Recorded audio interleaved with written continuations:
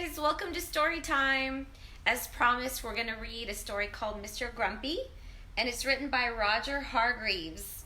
Now, there's something very special about this book. First of all, it was written a long time ago in 1978, so some of you that are math whizzes, maybe you can figure out how old this story is. If it was written in 1978 and it's 2020, how old is this book? And another cool thing about these books is there's a whole series, and on the back they have all the characters of all the different books. So each character has their own story. You have Mr. Tickle, Mr. Greedy, Mr. Happy, Mr. Nosy, just all bunch of characters. So you might want to check these out. So let's get started with Mr. Grumpy.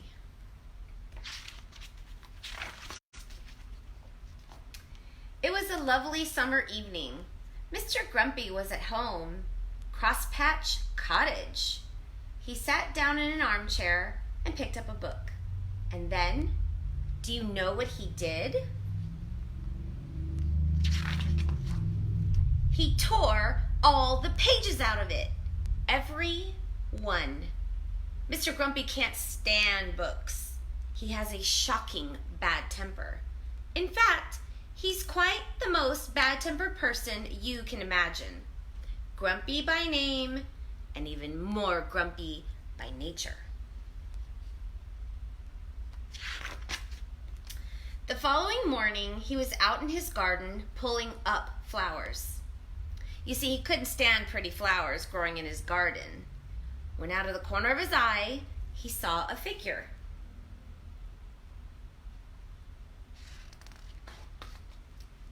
It was Mr. Happy.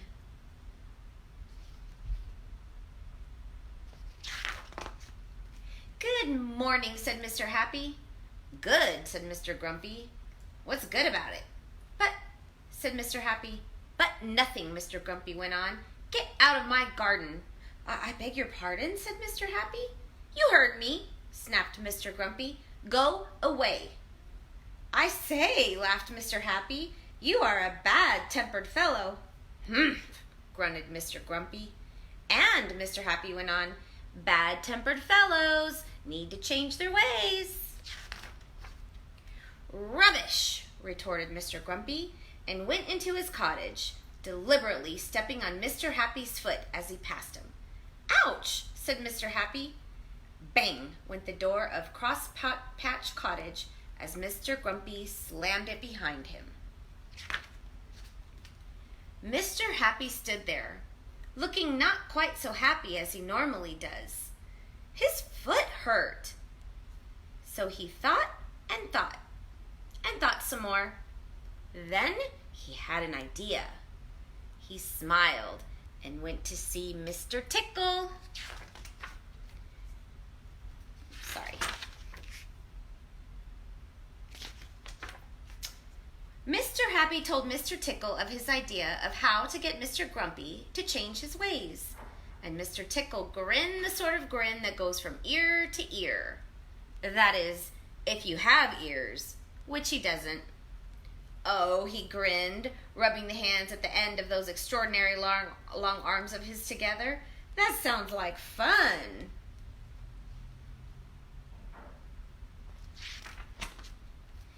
That afternoon, Mr. Grumpy went to town shopping. He walked into Mr. Meat's shop. Mr. Meat was a butcher. Give me some sausages, snapped Mr. Grumpy, and be quick about it. Poor Mr. Meat, who was frightened of Mr. Grumpy, did as he was told. But as he was doing as he was told, something appeared through his shop doorway. Do you know what it was?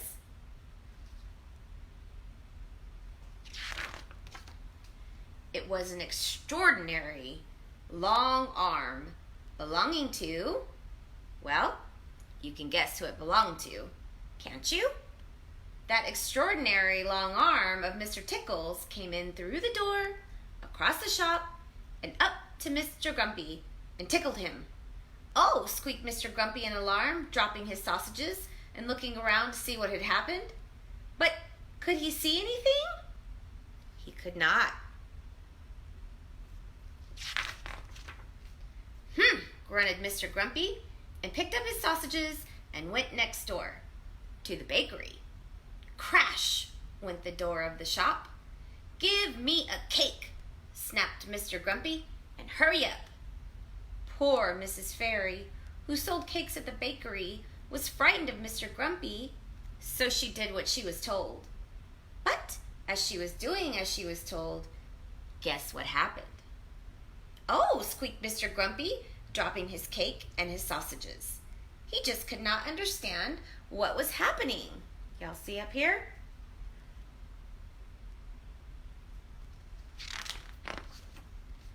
And the same thing happened at Mr. Daly's, the newspaper stand, and at Mrs. Humbug's, the candy store, and at Mr. Bottle's dairy, and at Mr. Packet's, who's the grocer. It went on all afternoon. And all afternoon, Mr. Grumpy kept being tickled and dropping his shopping bags and picking them up, and being tickled and dropping his shopping bags and picking them up, and being tickled and dropping his shopping bags, and he just could not understand it.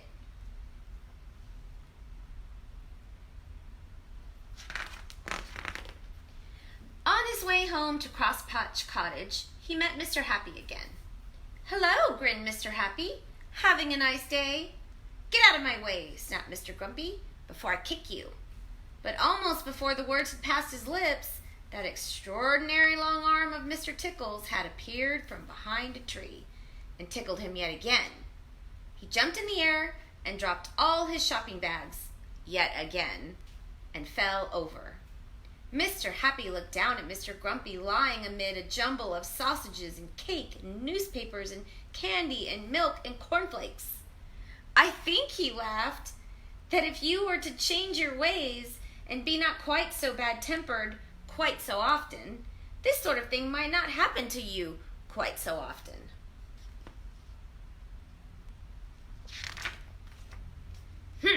Grunted Mr. Grumpy. He picked up all his shopping bags yet again and went home to Crosspatch Cottage. But on his way, he did think about what Mr. Happy had said, because he very definitely did not like what had happened to him that afternoon. Mr. Happy and Mr. Tickle laughed and shook hands. And so, after that, he did try to be not quite so bad-tempered quite so often. And the more he tried, the less he found he was tickled. And so he tried more and more, and these days, he's a changed person. Why, only the other evening, he picked up a book, and do you know what? He only tore out one page. The end. So I hope you liked Mr. Grumpy. I hope you'll join me again Monday for more story time. And if you have any requests, just list them below, and I'll see what I can do about reading those stories. And I hope you have a wonderful weekend. Have a good day.